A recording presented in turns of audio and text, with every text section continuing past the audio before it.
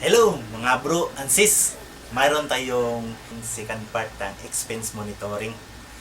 Para ito sa mga walang smartphone o hindi kaya sa hindi smartphone ang gamit niya. Kagaya nito. Kay Mrs. itong phone. Mayroon akong i-present sa inyo. Hindi ito produkto ko. Binili ko lang to kay Tsingkitan sa online. I-share ko to sa inyo kasi maganda to para sa ating mga mahihirap.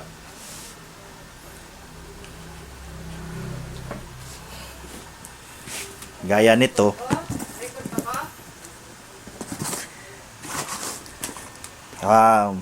Mayroon tayong utang free, ipon, diary, tsaka pulubi.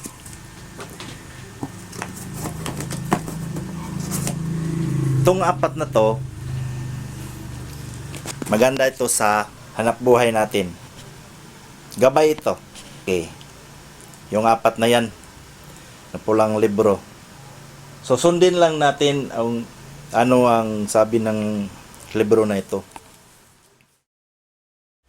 Binili ko ito online. Kung lahat ang bilhin nyo, mas makamura kayo at free shipping. Ito ay nasa 3,499 lang. In short, ito lahat kasama na to. Ito lahat. Ito, dami nito.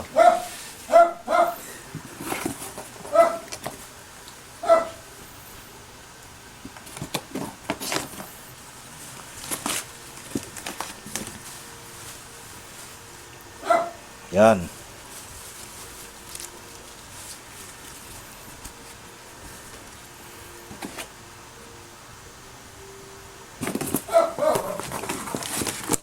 Labas ko to lahat to.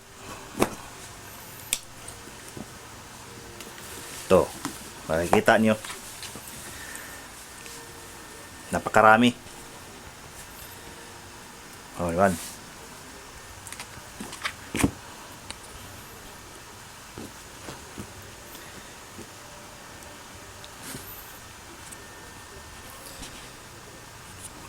Rami yan, oh.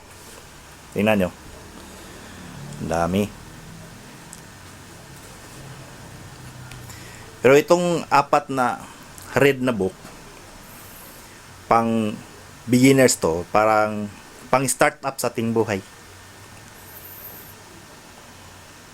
Guide. Meron pang isa. Ito.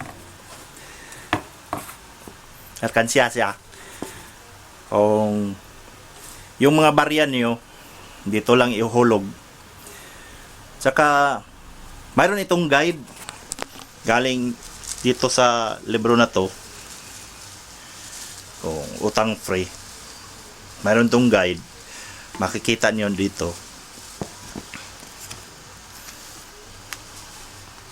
Mayroon pa siyang sticker.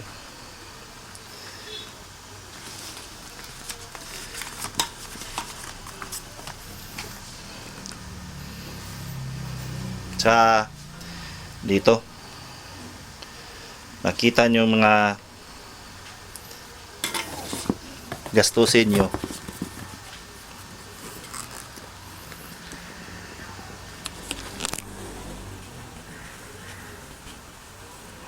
Yan, kung anong mga gastusin dyan dapat mo ilista lahat. Iisa-isahin yung gastusin nyo. Halimbawa, grocery. Mayroon kayong monthly dues, mga utilities. Maganda to pag bumili kayo. Kasi dito mo malaman kung saan napunta yung mga pira mo, bakit ang laki mong sahod tapos walang natira. O barya-barya lang mayroong natira, barya-barya lang.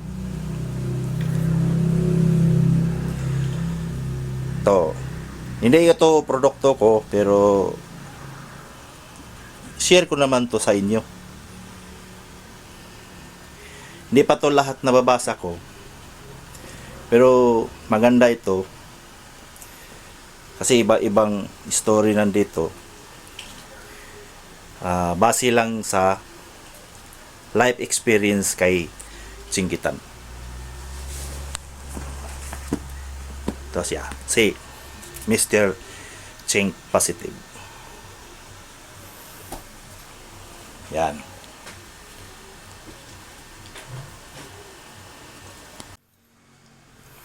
At mayroon pa tayo, ito, manikit. Yan.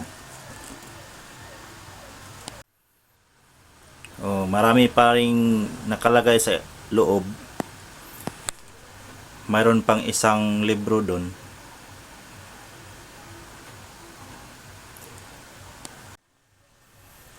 Nakalagay, till death do us part. So hanggang wala ka ng utang dito. Debt payment plan. Working sheet. Ito, isang manual na guide nyo kung paano ito gagamitin. Itong lahat na ito. Mayroon pa tayong dito isa parang tawag dyan, student card. At ito naman ang isang envelope na paglalagyan nyo. Dito ipinapasok. Parang naka-arrange na siya kung saan yung envelope for electric bill, water bill, tsaka tuition sa anak nyo. At basahin lang yung nung manual. Ito. Nasa lahat yan. Hindi pa ko ito nababasa. At mayroon pa ditong ballpen, no? Tsaka CD. Money Management System. Complete guide to.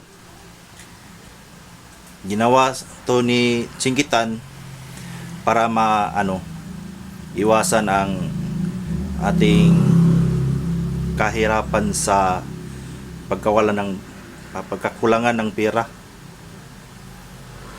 Palagi lang kulang pera natin eh.